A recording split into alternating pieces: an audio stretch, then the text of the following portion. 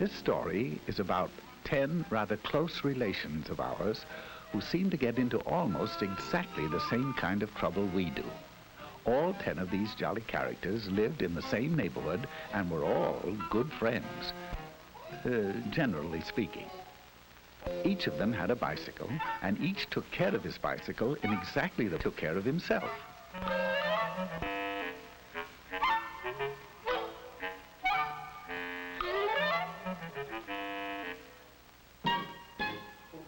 One day they held a group think and decided to have a picnic in a little park just 9 blocks away. Now that doesn't sound far, but a lot can happen in 9 blocks, right? Well, sound off out there. I said right? Right.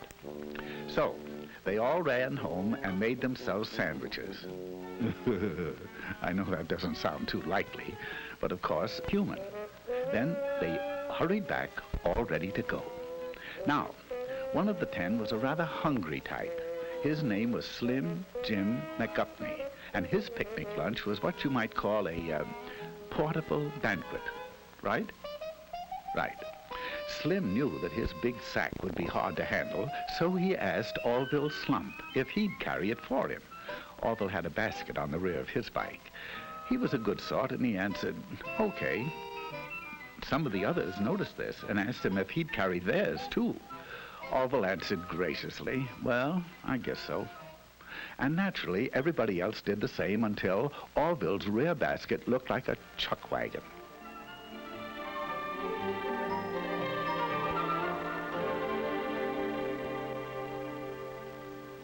At last, they were ready to go, and at a given signal, they went.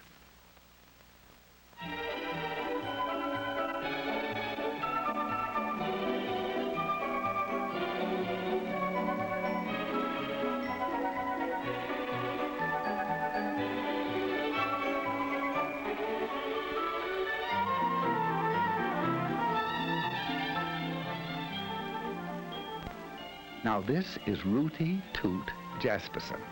He had the newest bike in the bunch, and he was as proud of it as he could be. He made it a point to get in the lead, and there he intended to stay. It would seem that Rooty Toot was a slam-bang go-getter headed for big things in life, right? Right. But when you have to be first all the time, there are a few things you find you don't have time for. Such things as making hand signals. Oh, he knew very well that bike riders are supposed to signal just like auto drivers. Hand down for slow or stop. Hand up for right turn. Hand straight out for left turn. But pretty soon, he began to feel silly making so many signals to stay out in front. So he skipped one to rest his poor old tired arm. Just one signal, once. At this point, Rooty Toot Jasperson left the party.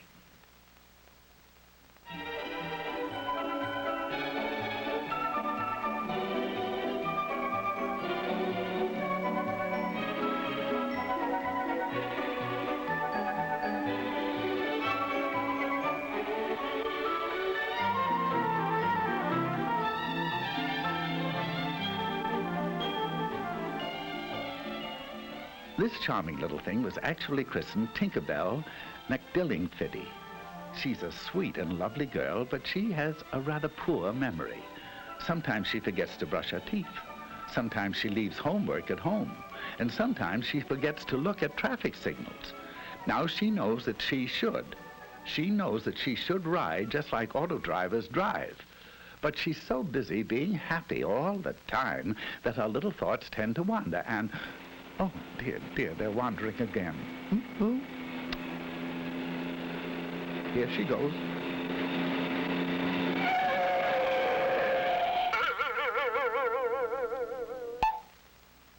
Exit Tinkerbell McDillingfiddy.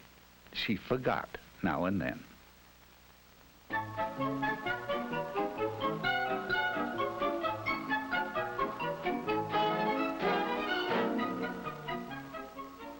Now, let me introduce Philip Flugel.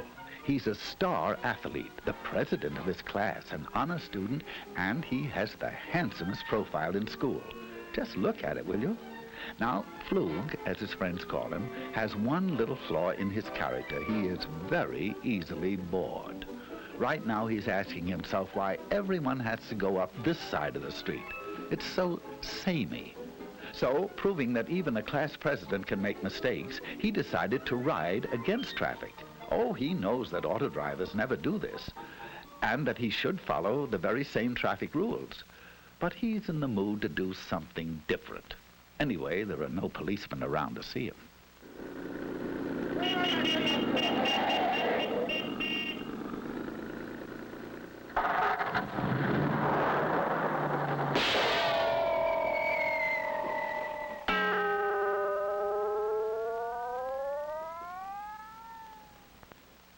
Philip Flugel is no longer bored.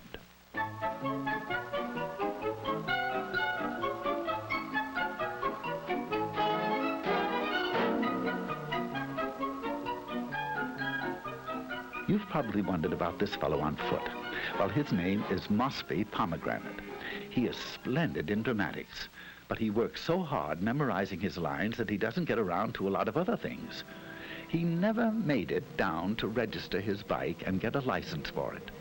He knows very well that a license makes it easy to find out who he is if he's in an accident, and makes the bike easy to trace if it's lost or stolen. That's his trouble.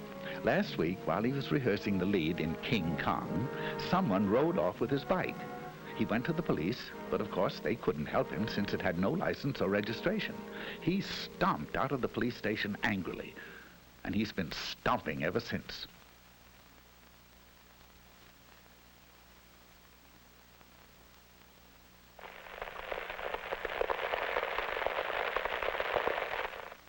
Farewell, Mosby Pomegranate, victim of fallen arches.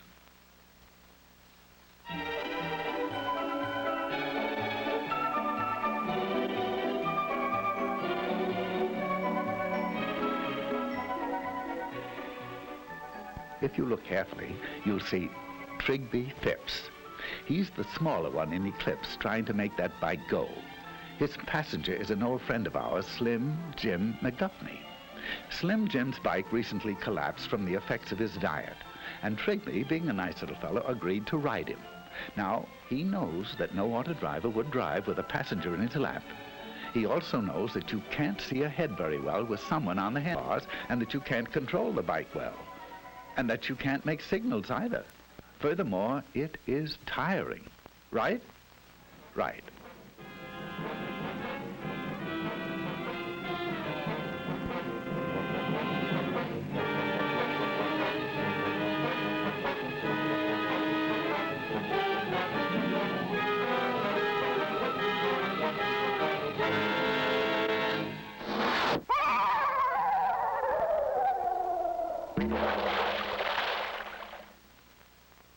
So long, fellas. There seems to be a flaw in the buddy system.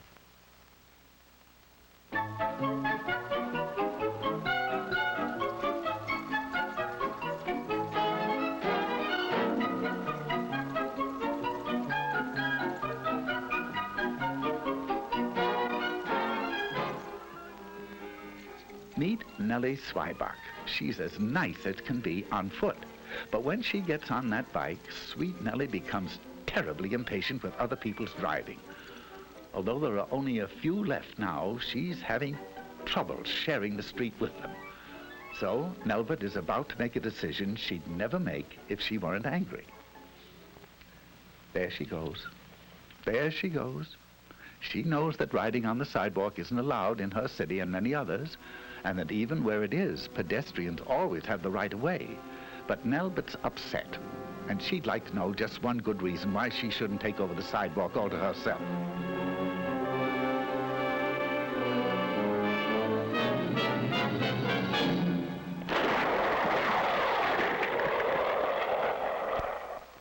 Nelbert Zweiback got her one good reason.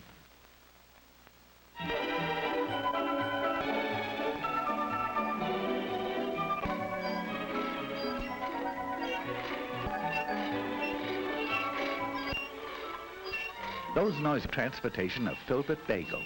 Filbert hates his old bike. He refuses to take care of it because his folks will probably give him a new one for his birthday. He can't see any reason for taking care of a heap of junk, even if he made it that way himself.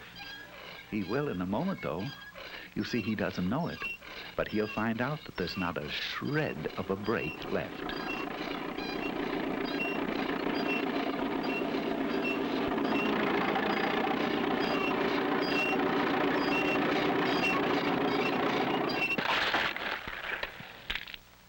Now, Filbert would be the first to agree that if it's worth riding, it's worth taking care of. Right? Right.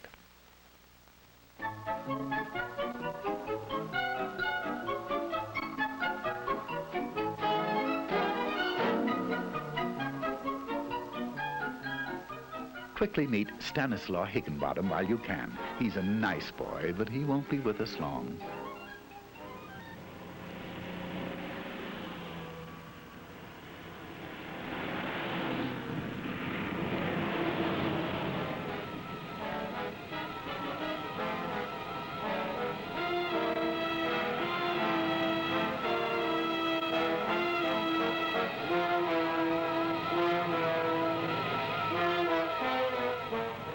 You are now looking straight at Stanislaw Higginbottom. He has neither lights nor reflectors.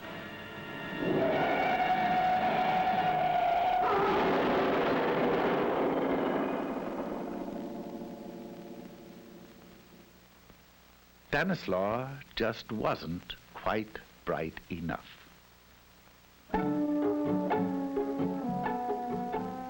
All of which leaves Orville.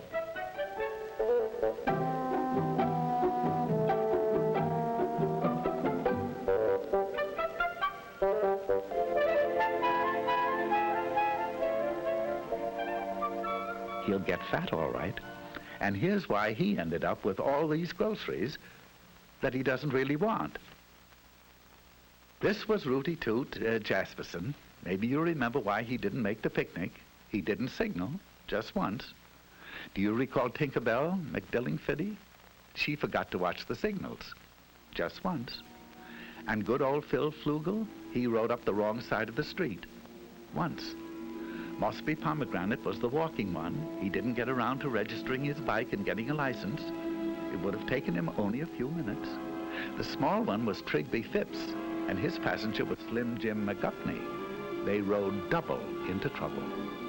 Who can forget Nelbert Swyback? She wanted to know one good reason why the sidewalks didn't belong to her. Then there was Filbert Bagel. He didn't take care of his brakes, so they didn't take care of him. And good old Stanislaw Higginbottom. No lights, no reflector, no Stanislaw.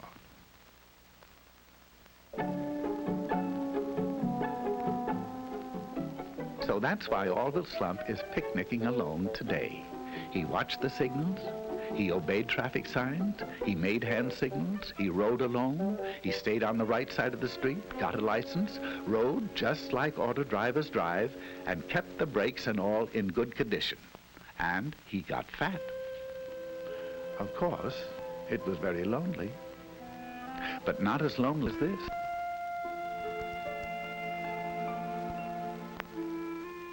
But then, as anyone can plainly see, he wasn't a monkey, right? Now, that sounds as if you really mean it, right?